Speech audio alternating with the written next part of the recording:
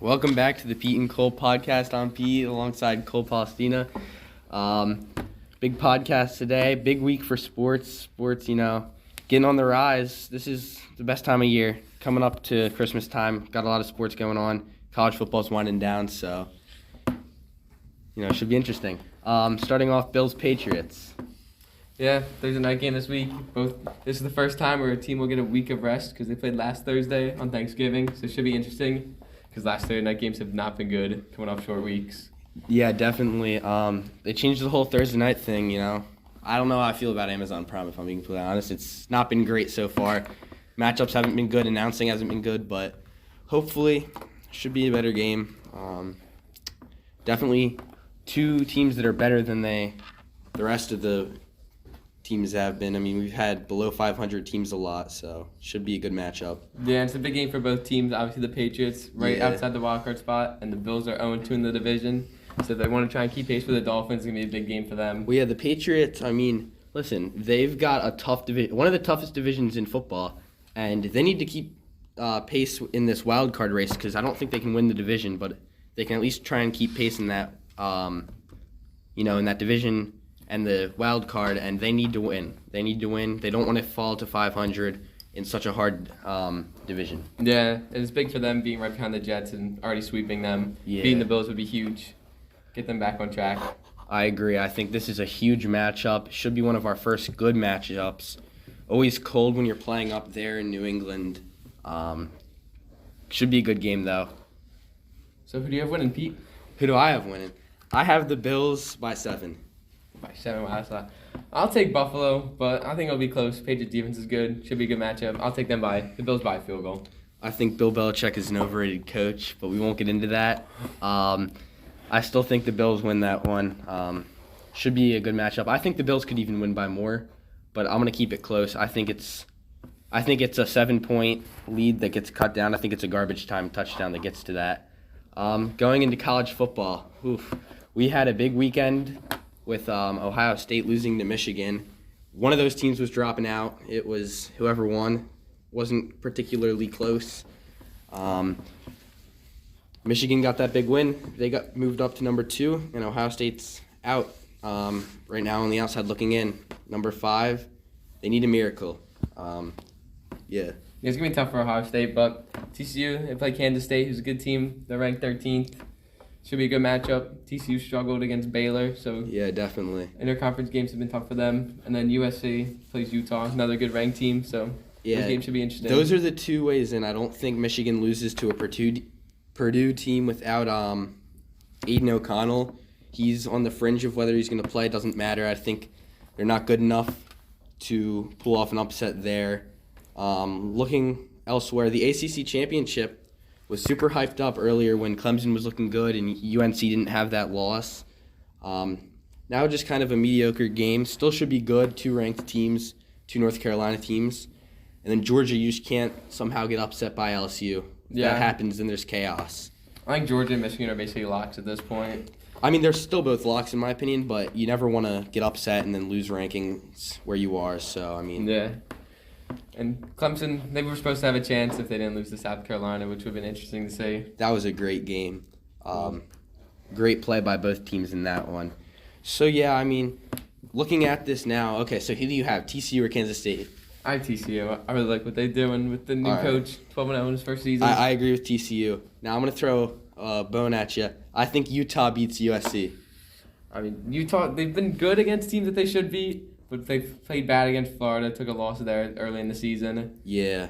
And then, I don't know, I think USC, Caleb Williams playing at elite level, Heisman level. I agree. I just think there has to be some sort of chaos. There always is in college football. I think that Utah will find a way. Good program. They're historically good. USC's has obviously brought in all this transfer talent. I just think that Utah pulls it up. And Lincoln Riley, best coach in college football. One besides Nick Saban. Nick Saban's He's up there. He's up there with some of them. Yeah. I don't know if you can crown him the best right now. And then our conference, the AAC, does not matter at all, as it usually doesn't. But hopefully Cole's team, UCF, will pull off a dub. Yeah, it'll be tough for them. They should have beat Tulane early 2 weeks ago, but it didn't happen. But we're still able to make it in. with this based on the fact that Tulane and Cincinnati got to play and Tulane won. So that was big for them. Yeah. So, Cole, you went to Detroit, saw the Thanksgiving game, historic Thanksgiving game as always, some of the best football you'll ever see. How was it? I mean, the result was not good, but the game was amazing, and the stadium was very cool. Yeah, it was so fun to watch, too, on TV. I could just tell that it was a fun atmosphere. Loud. It was very loud there. I was getting tweets about it being the loudest "Let's Go Lions" chant in history. Okay, the fans showed up. So, Cole, I have a question for you. Were there more Bills fans than Detroit fans? Because I felt that there was a lot of Bills fans, too many. There were definitely a lot of Bills fans, but there's more Lions fans. But the Bills showed up. They travel well, and it was a good game. Both teams fought hard. The Lions fought to the last minute, but couldn't pull out the How winner. was meeting Tony Romo? Big question. That was pretty cool. We ate at the same restaurant as him. I mean, he's a cool guy. He is, yeah. One of my favorite announcers. Jim Nantz, on the other hand, ran away from us. But Tony Romo was nicer. So we'll talk about. We have a loaded 4:25. That middle time slot Sunday night. That is loaded this week. 49ers Dolphins. Two teams around the same record. Don't get to play each other a lot. Historically, very good teams. One of the best matchups, I think. Offense versus defense. That's the big key. Offense versus defense. Yeah, this should be interesting. It should be interesting what Mike McDaniel has for his former team. I mean, he's basically remodeling the Dolphins as the old 49ers. Jeff Wilson, Raheem Mostert. Yeah, that's what they do. A bunch of fast, skinny running backs. They're probably the fastest team in the NFL with Waddle and the running backs. And Hill. But it should be interesting what the scheme is for Mike McDaniel. I think he'll come out with a good game plan. I think the key there is protecting Tua. With Nick Bosa on the line, that's always scary. He's one of the scariest linemen in the league. So it's always a challenge to protect. Dolphins O-line, like it or not, they're middle of the pack. And Taron Armstead's now gone with a pectoral injury, so that's going to be tough for them. But I think if my opinion, I think the Niners will win, but it'll be a very high-scoring game. I think Jimmy G has the game of his life. I'm going to disagree there. I got the Dolphins. I just think the way that they play offense, they can score with anyone. And the defense, even though the pass rush isn't great, I think the secondary can hold their own, play well, play good enough against Debo, who has been struggling as of late and got hurt again last week. And McCaffrey's also hurt, so I mean, see what they do with all the injuries. I think that whenever you're playing against a Kyle Shanahan team, at least if you're playing them in the regular season, or the playoffs, not in the Super Bowl, you should be fine. I think that the Niners win that game, but I think that's the best game. Another great game, depends on what we're going to get up here on TV, but Chiefs-Bengals, that is a sneaky good matchup.